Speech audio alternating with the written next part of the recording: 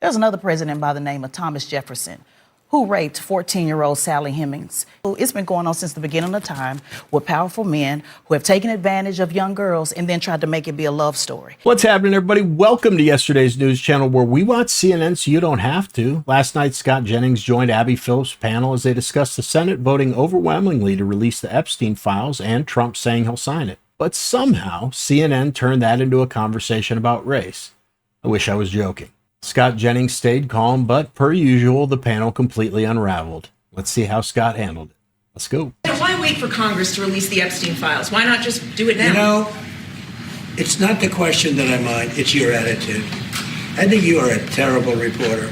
I think the license should be taken away from ABC. I think the way you ask a question with the anger and the meanness is terrible. You ought to go back and learn how to be a reporter. No more questions from you. Of course, Mary Bruce is a very good reporter, and that answer from Trump, it's very reminiscent, Scott Jennings, of a lot of other moments of pressure for this president, where when he's feeling the heat, he takes it out on the media, and especially on female reporters, as we saw there. But why is he so angry when he just said the other day he wanted to release the files? Why not just celebrate what was about to happen, what did happen today? Yeah, I think he's sick of being asked about it. I think he's sick of being accused by Democrats and a lot of people in the media of having had something to do with Epstein when he had nothing to do with Epstein. There's not a shred of evidence he ever did anything wrong. I think he's probably frustrated with some people in his own party for going along with all this. But look, they've decided to put it behind them today. Perfectly fine. We'll see what comes out in the files. I'll tell you what I think we're going to find out, though, that a heck of a lot more Democrats had more to do with Epstein than Donald Trump ever did. Do you think you said the Republicans for going along with this? In some cases, it was the Republicans' idea. Thomas Massie, Marjorie Taylor Greene. So, I mean, is it right or wrong that they decided to release the Epstein files? It seems like everybody in the Congress, except for one guy, thought it was right. Well, that guy, Clay Higgins, actually made some interesting points about sort of upending the way we normally handle files like this. But look, it's fine. Transparency is good. The victims should get whatever they want out of this because they are the victims. I do wonder, I mean, they've now held press conferences. They've spoken to Massie. They've spoken to Ro Khanna. I wonder why they don't just go ahead and tell us the names that they have, or the congressman can tell us what they have heard. But I guess we'll see what happens in the days ahead. I really don't think this is a Democrats versus Republicans versus Trump issue. This is a powerful men who did very bad things, and they're victims. And there's really only one side that, at least the way that I was raised, it makes sense to stand on. And I really have real questions for anybody who is trying to obfuscate or diminish what's actually going on here. And again, Scott, you keep saying, well, he didn't do anything. There's no indication of criminality. If that's true, he should be elated that we're putting these things out. It's not if that's true. It is true. Can you name any evidence? I would like to see the evidence. What I'm saying is... You think after 10 years of public life, you wouldn't know it already? No, I don't. That's exactly the point. Oh, my goodness. Scott, this is an IQ test. Don't fail it. Come on, man. Scott, 10 years Donald Trump has been in public life. That's embarrassing. Come on. Scott, it is an IQ test. I mean, for 10 years...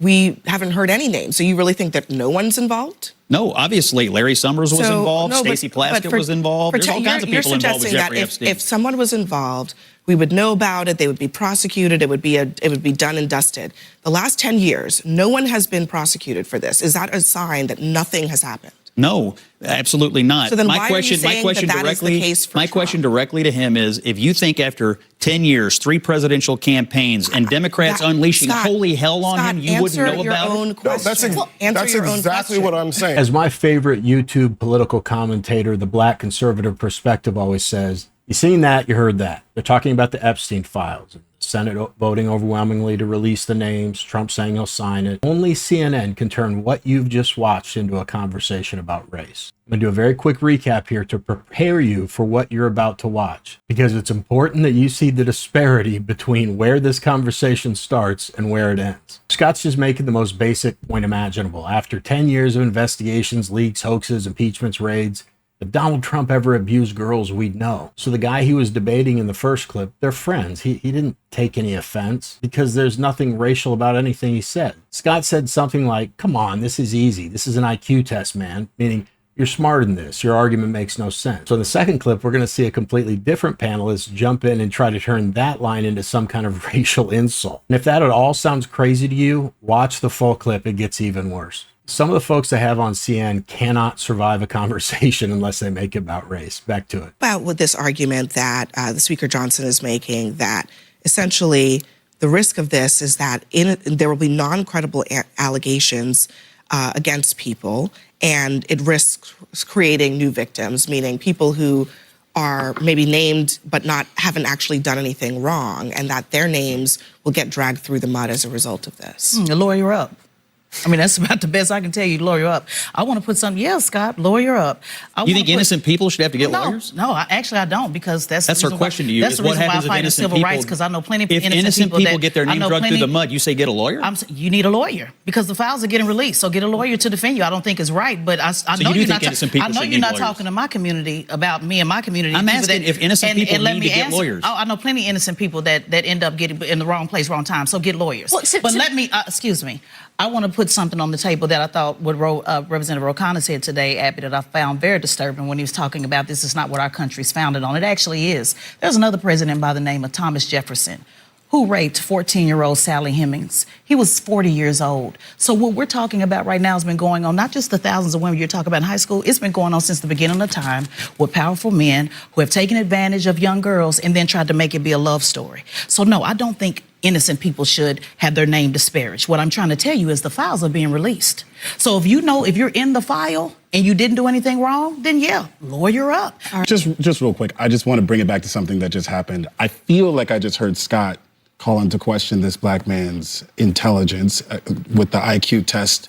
That's what you heard. I feel like I heard that. And so I just want to say something. This is what it sounded like. You want to make it racial, go ahead, but it's ridiculous. Well, I mean, I think that by the way, we know each other and we're friends. I know this man.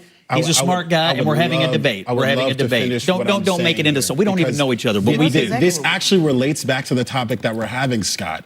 There is you're sitting here with so much confidence without seeing all of the documents that Donald Trump is innocent.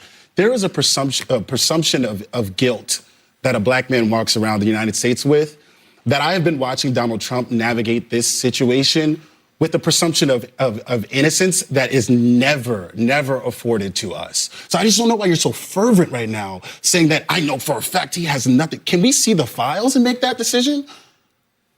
Scott? Look, here's what I think. It's been going on for 10 years.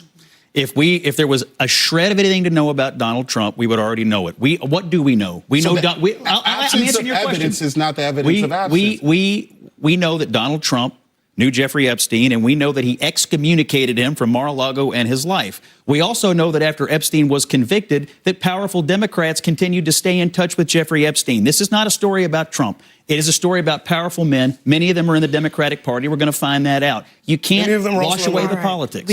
So this is exactly what I mean when I talk about how race gets injected into conversations where it doesn't belong. And I want to level with you here, because this is something I think about a lot. Not because I'm afraid of being offensive, but because I genuinely care about being honest. Anytime I speak on a topic, any topic, there's always this voice in the back of my head saying, how is this going to sound? Or are people going to twist this? Will a small group of people interpret something that isn't there? Not because I have anything to hide, but because in today's culture, the label racist has become one of the worst things you can be called. The crazy part is everything I say comes from a place of love and from truth. But I've been conditioned through my life to second guess harmless phrases like these people, even when I'm simply talking about a panel acting insane. Or when Scott says this is an IQ test, my brain immediately went, uh-oh, someone's going to twist that. I hate that my mind even goes there, because it shouldn't. We're human beings in a debate. We should be able to talk plainly without worrying about what the professional race baiters want to hear. And yet, here I am, sometimes rewording things to appease opinions I don't even respect.